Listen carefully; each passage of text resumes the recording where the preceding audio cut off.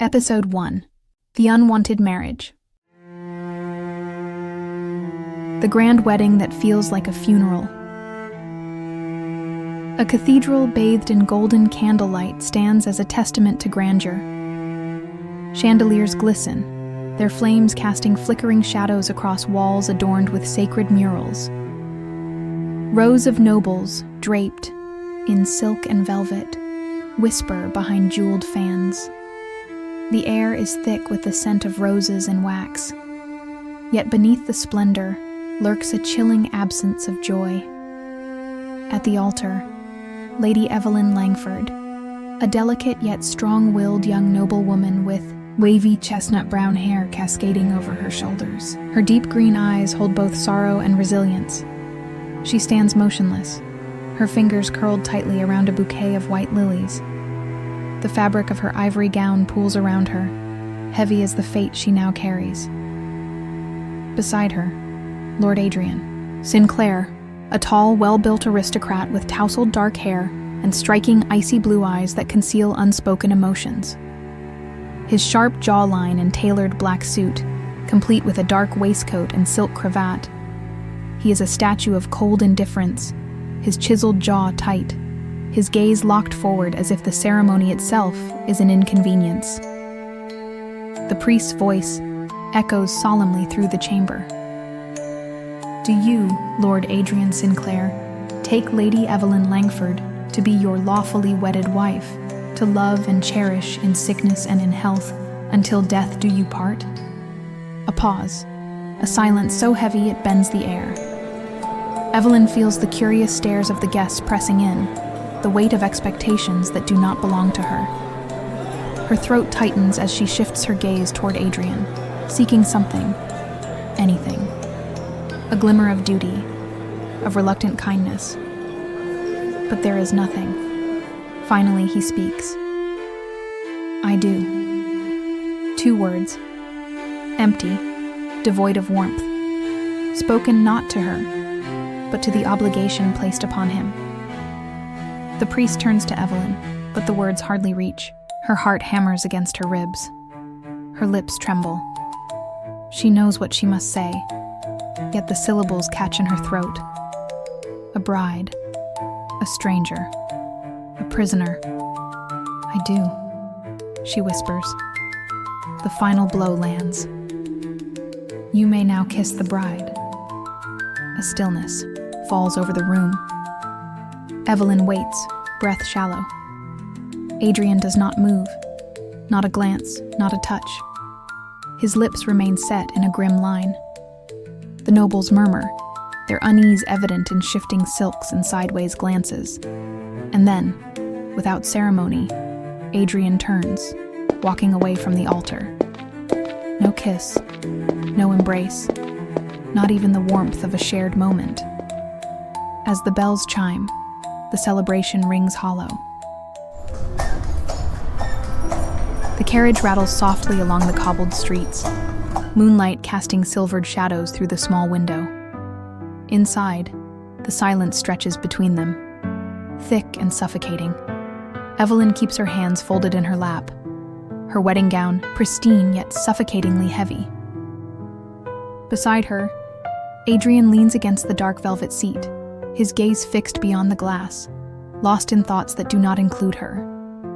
She dares to break the silence. My lord. Adrian does not look at her. His tone is as sharp as winter's edge. We don't need to pretend when we're alone. The words strike like ice against her skin. This marriage is nothing more than an obligation, he continues, his voice devoid of emotion.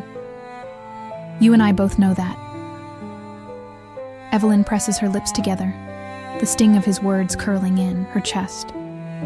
She clenches her gown, fighting the wave of humiliation. Finally, he turns his gaze to her, his dark eyes unyielding. Don't expect love from me. Don't expect anything at all. A single breath, a slow blink. Then she nods. I understand. Adrian scoffs softly, turning his attention back to the window.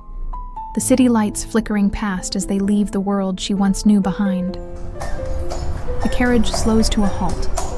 Through the window, Evelyn glimpses the silhouette of a towering estate, bathed in pale moonlight. The Sinclair mansion rises like a relic of power and pride, its arched windows glowing dimly, its spires clawing into the night sky. Ivy curls along the aged stone, and wrought iron gates stretch open with a slow, groaning creak. Outside, servants, dressed in midnight blue livery, stand in perfect formation, their heads bowed low. The doors of the carriage open with a crisp snap, and Adrian steps out without a glance backward. He does not offer his hand. For a moment, Evelyn sits frozen. The air is colder here, as if the mansion itself rejects warmth. Then, gathering what dignity she can, she steps out alone, her gown trailing behind her like the remnants of a life left behind. The servants do not meet her eyes. Evelyn lifts, her chin, her gaze fixed on the looming front doors. Whatever awaits her within these walls, she will face it, alone. The mansion looms before them, an elegant prison of towering columns and endless corridors. Candles flicker in their sconces, casting long shadows across polished floors. The air inside is thick with an eerie silence. Evelyn stands in their chamber, still clad in the wedding gown that now feels like shackles. Across the room, Adrian removes his coat, tossing it carelessly onto a chair. He does not acknowledge her presence. Where will you sleep? Her voice is small, hesitant. Adrian finally looks at her, his answer swift and unwavering. Not here. Her fingers tighten at her sides. The ache in her chest spreads like poison. You may have the room, he adds dismissively. I will return at dawn to maintain appearances. That is all. Before she can muster a reply, he is gone, the door closing behind him with a finality that sends a hollow echo through the chamber. Alone, Evelyn stares at her reflection in the mirror. A bride. A stranger. A woman discarded before she could even begin. You knew this would happen, she whispers to herself. Don't cry. Yet, her fingers tremble as she removes the tiara from her head, the weight of it unbearable. She climbs onto the vast bed, curling into herself. The space beside her is empty. The silence presses down on her like a leaden sky.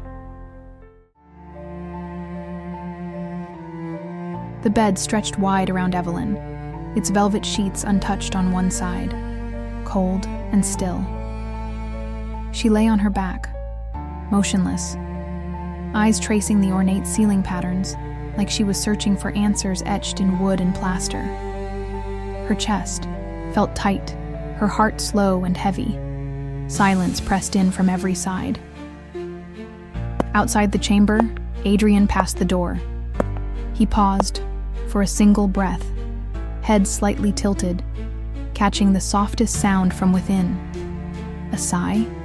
A whisper of grief? His fingers twitched at his side, but he didn't knock, didn't speak, didn't stay. His footsteps faded into the corridor, swallowed by the night. Evelyn heard none of it, yet somehow felt it. The space beside her remained untouched, his absence louder than any words. She sat up slowly. Moonlight spilled through the sheer curtains, painting soft light across her pale skin and the long folds of her nightgown. With quiet, deliberate steps, she crossed the vast room to her untouched luggage, knelt, and opened a hidden compartment. Inside, a single photograph, wrapped in a handkerchief, faded with time. A man's warm smile, her grandfather. She stared at the image, her breath catching. Her fingers trembled as they brushed the corner, like she could feel his strength in that fragile paper. Her voice barely rose above a whisper, cracking at the edges. I'm doing this for you, Grandpa. I remember what you said. Her words wavered, yet carried the weight of memory. That promises made with honor must be carried with strength, even when it hurts. A tear slipped down her cheek, but she caught it quickly, brushing it away like a soldier hiding weakness. She kissed the photo softly, placed it under her pillow, and returned to bed, slipping beneath the covers not for comfort, but for resolve. She lay still once more, but something in her had changed. Though her face was streaked with tears, her eyes no longer looked broken. They burned, dimly but fiercely, with the fire of someone who has chosen to endure. This isn't love, not yet, but it's a war I didn't choose, and I won't lose without a fight.